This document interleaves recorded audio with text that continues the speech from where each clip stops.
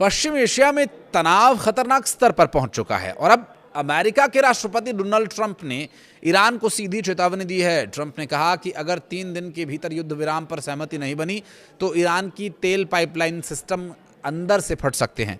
Fox news से बातचीत में ट्रंप ने साफ कहा कि अमेरिकी नाकेबंदी के चलते ईरान के पास तेल निर्यात के विकल्प खत्म हो रहे हैं। उन्होंने कहा कि अगर आप तेल को जहाज़ों या कंटेनर्स में नहीं भेज पाए जो अभी उनके साथ हो रहा है तो पाइपलाइन अंदर से फट जाएंगी। मशीनरी और ज़मीन का दबाव दोनों कारणों से ट्रंप का ये बयान ऐसे समय में आया जब ईरान पर समुद्री और आर्थिक दबाव लगातार बढ़ रहा है। उन्होंने ये भी साफ कर दिया कि व्हाइट हाउस डिनर में हुई फायरिंग जैसी घटनाएं भी उनके रुख को बदल नहीं सकेंगी।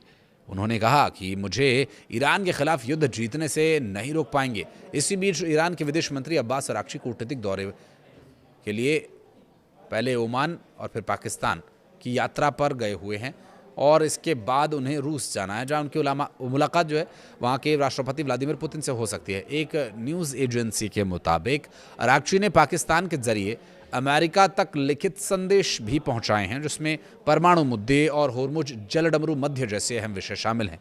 रूस पहुंचे ईरान के विदेश मंत्री अब्बास अराक्ची ईरान के विदेश मंत्री के कूटनीतिक दौरे में वो एक्टिव हैं और वे ओमान की यात्रा के बाद इस्लामाबाद और फिर वहाँ से रूस गए। उनकी मुलाकात जब व्लादिमीर पुतिन से होगी तो कई ऐसे विषय देखने को मिलेंगे जिस पर कि अमेरिका की कुछ कमज़ोर कड़ियाँ जो रूस के पास हैं वो संभव है कि युद्ध रोकने या कूटनीतिक तौर पर उन्हें मजबूर करने के लिए ईरान को दी जा सकती हैं। और फार्स न्यूज़ एजेंसी के मुताबिक अराक्ची ने पाकिस्तान के जरिए अमेरिका तक लिखित संदेश भी पहुंचाए हैं जिसमें परमाणु मुद्दे, होर्मुज जलडमरू मध्य जैसे अहम विषय शामिल हैं। इजराइल हिजबुल्लाह में तनाव लगातार बढ़ा हुआ है। हालांकि इन संदेशों को औपचारिक वार्ता का हिस्सा नहीं माना जा रहा है, यानी दोनों देशों के बीच सीधी बातचीत अब भी ठप है।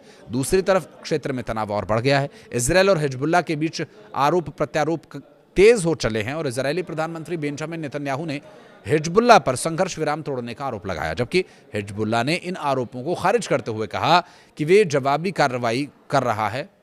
इस बीच ईरान ने यहाँ एक आतंकी संगठन से जुड़े एक व्यक्ति आमिर रमेश को फांसी दे दी जिस पर सुरक्षा बलों पर हमलों में शामिल रहने का आरोप था। और अमेरिका से बातचीत से पहले ईरान ने साफ कर दिया कि वो परमाणु संवर्धन पर किसी भी तरह की पाबंदी वाले समझौते को स्वीकार नहीं करेगा। और एक न्यूज़ मीडिया के मुताबिक तेहरान अब बातचीत को सीमित रखते हुए सिर्फ युद्ध करने की शर्तें, स्ट्रेट ऑफ होर्मुज युद्ध से हुए नुकसान की भरपाई, प्रतिबंधों में राहत और नौसैनिक नाकेबंदी हटाने जैसे मुद्दों पर चर्चा करेगा। रिपोर्ट्स के मुताबिक इस्लामाबाद में होने वाली अगली वार्ता परमाणु कार्यक्रम को शामिल नहीं किया जाएगा और इस पर बाद में अलग से बातचीत हो सकती है।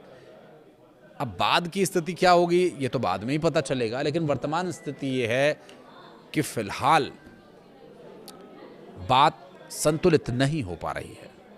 कुछ कहना चाहें तो कमेंट सेक्शन में जरूर बताइएगा और वीडियो को यहाँ तक देखने के लिए बहुत धन्यवाद।